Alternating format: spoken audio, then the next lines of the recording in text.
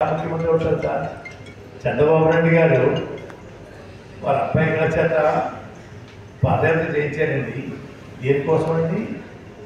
పవన్ కళ్యాణ్ ముఖ్యమంత్రి చేయడం కోసం చేశారు ఆ పాదయాత్ర. వాళ్ళ అబ్బాయి గారు చేసుకున్నారు. నేను ముఖ్యమంత్రి ముఖ్యమంత్రి ముఖ్యమంత్రి చెప్పేసి తన్నా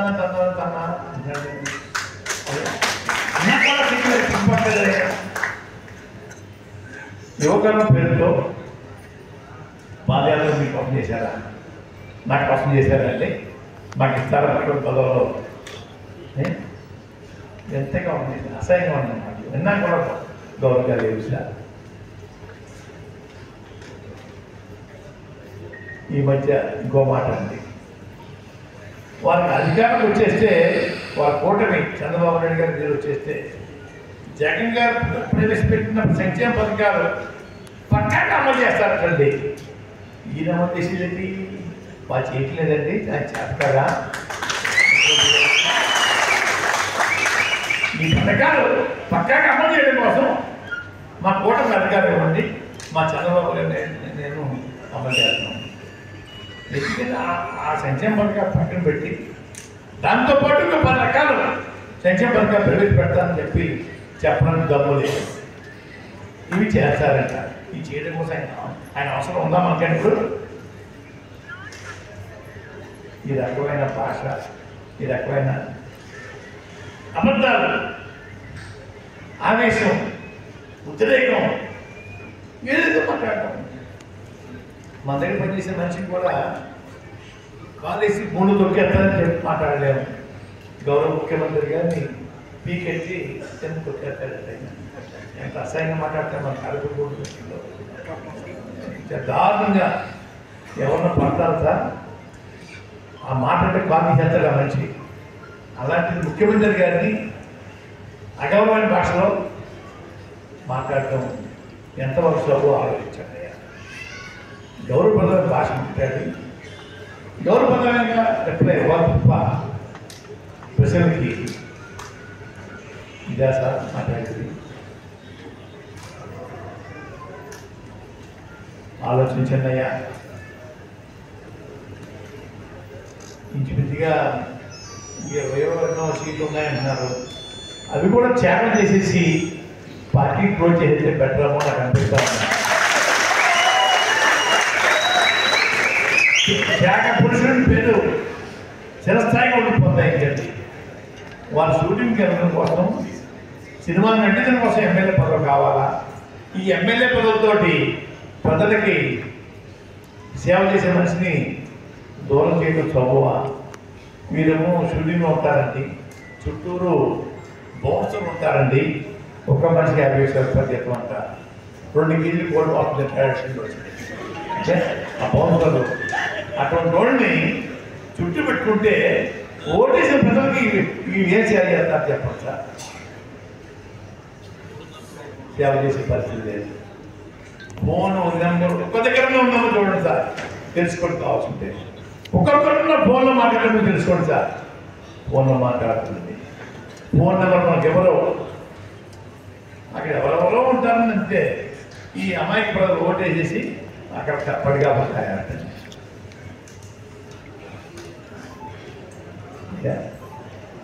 ఇది వాళ్ళు మాట్లాడే విధానం. వాళ్ళకి ఎమ్మెల్యే పదవి కావాల్సింది. మనమందరం కూడా ఈ పార్టీని 2024లో ప్యాక్ చేసేసి పంపించేస్తేనే రాష్ట్ర ప్రజలు బాగుంటారన్నయ్య. మీరు పదవి కోసం కాలేదన్నయ్య రాజకీయాల్లోకి. చంద్రబాబు నాయుడు గారి ఎస్టేట్కి జెండ మీదగా వచ్చారన్నయ్య. వారు బాగే మీకు కావాలి, వారి బాగే మీకు కావాలి తప్ప ప్రజల బాగు, ప్రజల కష్టాల్లో పంచుకున్నట్టు కాలేదన్నయ్య. గమనించండి అయ్యా. మా వంక లక్ష్మి గారు తిట్టండి, ప్రశ్నలు అడగండి, అన్నిటికీ చెప్తాను. నేను అడిగే ప్రశ్నలు కూడా మీరు సమాధానం చెప్పాలి. అంతేగాని ప్యాకెట్ డబ్బులు ఉన్నట్టు వాళ్ళతోటి మాట్లాడించకండి. దమ్ము ధైర్యం ఉంటే మగాడైతే నన్ను ప్రశ్న పెట్టి చెప్పండి. అడిగే ఉన్నాను సమాధానం అంతేగాని చాటుకుండి తెలంగాణ మాట్లాడటం కాదు. అది మగతనం అనిపించుకొని చెప్పేసి పదే చెప్పినా కూడా ఆ మనిషికి పౌరుషం రావట్లేదండి. మన క్రీడగా చెప్పారు రామాంజన్ గారు. ఆ మధ్య ఈశ్వరవారి పర్యటన వచ్చారండి. వచ్చినప్పుడు ఖర్చుపూడి వచ్చారండి. తర్వాత పిఠాపురం వెళ్ళారు. కాకినాడ వచ్చినప్పటికీ ఎవరో కాగితం ఆదించారటండి. నన్ను బూతులు తిట్టడం స్టార్ట్ చేశాను. బూతులు తిడితే నేను 2 ఉత్తరాలు రాశానండి. ఒకటి ఉత్తరాలు రాసి రంగా గారి హత్య తర్వాత నుంచి జరిగిన సంఘటనలు రాశానండి. అయ్యా అప్పుడు తమరు ఎక్కడున్నారండి అయ్యా, ఎందుకు స్పందించలేదు కదయ్యా, రంగా గారు టీయో కాపీయో ఇచ్చేయని చెప్పి తమ వీడియోలో పెట్టారు కదండి అయ్యా అని అడిగితే కోపం వచ్చిందండి. కోపం వచ్చి ఆ క్లబ్బులు నడిపి ఏం చేత మొదగా భద్రాం భార్య చచ్చిపోయింది, శవాన్ని చూడడానికి వెళ్ళండి. మొదగా భద్రాం కొడుకు చచ్చిపోయాడు, శవాన్ని చూడడానికి వెళ్ళండి. మొదగా భద్రామాన్ని ఏర్పట్టేసి మెడలో అమ్మవారు భరిస్తున్నాం అని ఈ విధంగా ఘోరంగా అవమానించే మాటలు చెప్పడం, పంచడంతో పాటు 5 రూపాయలు 10 రూపాయలు నాకు అమౌంట్ చేయించారు. అయ్యా మీ స్థాయి 5 రూపాయలైనా 10 రూపాయలైనా మనిషి 1 లక్ష రూపాయలు చెప్పినా, రోజు 100 మంది చెప్పినా అమౌంట్ చేయండి తీసుకుంటాను, నాకు ఖర్చులు సరిపోతాయి. 5 రూపాయలు 10 రూపాయలు ఏంటి మీ స్థితి ఇదేనా అంటే సమాధానం లేదన్నయ్యా. రామాంజన్ గారు ఎక్కువ మెసేజ్ పెట్టి వారు మాట్లాడే బూతులకి సమాధానం చెప్పారన్నయ్య. నా తరఫున వారితో చెప్పుకుంటాను. చెత్తాడి మెసేజ్ చెత్త మెసేజ్ పెట్టించి నన్ను అవమానిస్తూ ఉన్నారు అన్నయ్య. జగన్మోహన్ రెడ్డి గారు అది ముఖ్యమంత్రి కాకముందు జగన్ మీద వచ్చారండి. వచ్చినప్పుడు ఈ కాపులు రిజర్వేషన్ అవసరం నా పరిధి కాదు, కేంద్ర పరిధి అని చెప్పి వారు చెప్పడం జరిగిందండి. ఆ తర్వాత వాళ్ళ అధికారులు వచ్చారు, ఎందుకు అడగలేదు అని అన్నప్పుడు ఇంకో మాట కూడా చెప్పారండి. ఏం అడుగుతారు కూడా పక్కన పెట్టండి, మీరు చేయొచ్చు కదా ఉద్యమం, మీకేం గర్భీ విధించలేదు కదా, నేను అడ్డుపట్టలేదు కదా, నేను చేతకానవాడిని, వయసు పెరిగిపోయినవాడిని, అసమర్థుడిని, కూర్చుంటే లేవలేనివాడిని, మీరు చేయొచ్చు కదా, ఎందుకు చేయలేదు అడిగారు. దానికి కూడా సమాధానం లేదండి.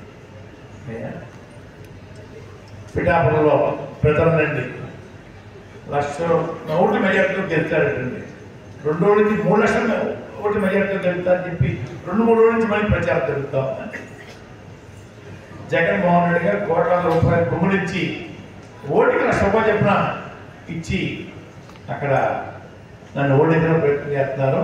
అయినా సరే నేను 3 లక్షలతో గెలుస్తా అని చెప్పేసి ప్రకాప చెప్తా ఉన్నాను అయ్యా. అంటే పిఠాపురం ప్రజలు డబ్బు కప్పుడైపోయే మనుషులుగా, అంటే మనకున్న జబ్బు ప్రజలు కూడా చేస్తారన్నమాట. పూర్వం పచ్చగా ఉన్నట్టు లోకంతో పచ్చగా ఉన్నట్టుగా వారితో జబ్బు ఉందండి. ఆ జబ్బుని ప్రజలకి అందించుతా ఉన్నారు. ఇంకో మాట చెప్తా ఉన్నాను ఈ మధ్యనండి, వారు గెలిస్తే స్వచ్ఛమైన లిక్కరు తాగడానికి తెస్తారంటున్నాయి. స్వచ్ఛమైన లిక్కరు తాగడానికి అంటే అందరినీ తాగవలసింది చేస్తారన్నమాట. ఏదో స్కూల్ కట్టిస్తాను, పరిగెట్టిస్తాను, రోడ్డు వేయిస్తాను, అంటే వాటర్ ట్యాంక్ కట్టిస్తాను, పిల్లలకు ఉద్యోగం కోసం పరిస్థితులు పెట్టిస్తాను చెప్పాలి తప్ప స్వచ్ఛమైన లిక్కరు ఆ అధికారులు వచ్చి తెస్తారంటున్నాయి. ఇది వాళ్ళు చెప్పే మాటలు.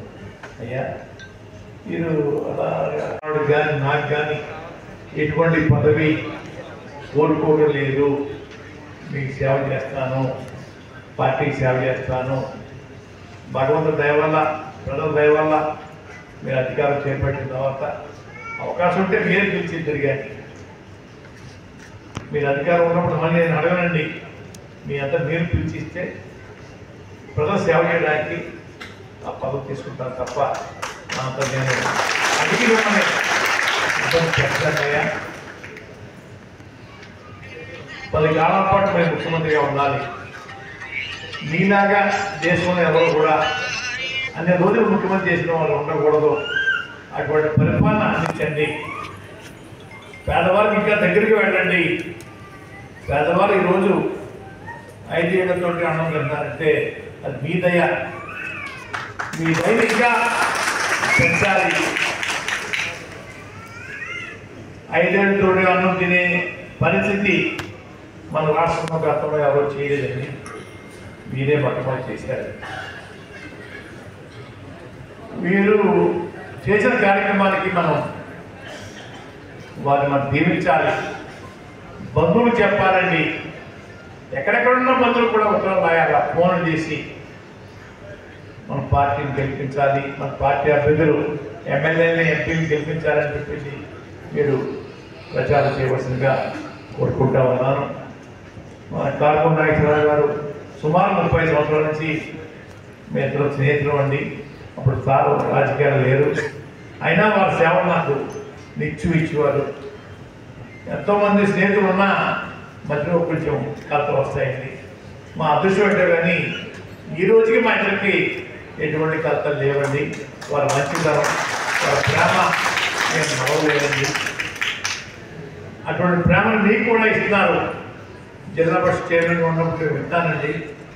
నెలకి 3 లక్షల రూపాయలు వచ్చిన వారికి భోజనం చేసి వెళ్ళడానికి కేటాయించేవారని చెప్పేసి వచ్చిన వారందరూ కూడా భోజనం చేసి వెళ్ళేవారని చెప్పి చెప్పుకునేవారండి. అటువంటి పెద్ద మనిషి అయినా వారిని మనం ఎప్పుడు వారి కుమారుల్ని మన నరసాపురం పెద్ద గారిని మనం గుర్తుపెట్టుకోవాలి. వారి సేవలు మనం ఉపయోగించుకోవాలి.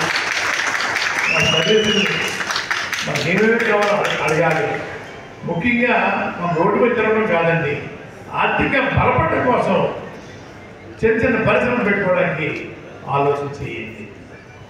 ఆలోచన చేసి ఎమ్మెల్యే గారి ముందు, ఎంపీ గారి ముందు, మంత్రి గారి ముందు పెట్టి వాటికి కావాల్సిన సబ్సిడీలు, వారికి కావాల్సిన బ్యాంకు వద్ద చెప్పి రుణాలు ఇప్పించడం, ఇప్పుడు కార్యక్రమం చేయమని చెప్పి వారిని కోరాలి.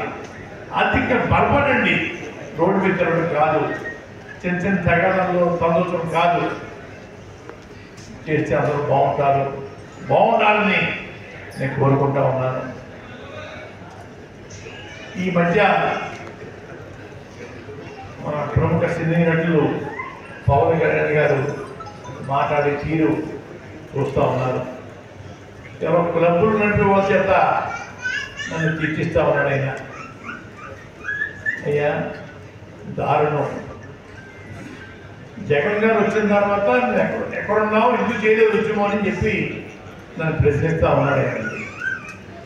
నేనేమన్నానంటే 5 సంవత్సరాలు చంద్రబాబు నాయుడు పరిపాలన తమకు ఏ బడులు దాక్కున్నారు, ఎందుకు దాక్కున్నారు, ఎందుకు బయటకు రాలేదు అనే విషయం చెప్పండి అయ్యా, అప్పుడు నేను మాట్లాడతాను. నాకులాగా మీరు అందరూ చేయటం బాగాలేదండి, నేను ఫీల్ అవుతున్నాను. ఇలాగే పూరిలా ఉంటే నెక్స్ట్ ఇంకెప్పుడు మీటింగ్ రాను. అయ్యా రాయుడు గారు, మంత్రి గారు, నేను బాధపడుతున్నానండి. ఎన్నికలు విషయాలు మాట్లాడుకోవడం, ముఖ్యమంత్రి గారు చేసిన పథకాలు చెప్పుకోవడం తప్ప నన్ను పోవడం అన్నది చాలా బాధాకరంగా ఉంది. అయ్యా దయించి అయ్యా 2010లో వాదాపు చేశానండి. మా నాయకత్వంలో పూర్వం పాత తూర్పుగోదావరి జిల్లాలో జగన్మోహన్ రెడ్డి గారు 23 రోజులు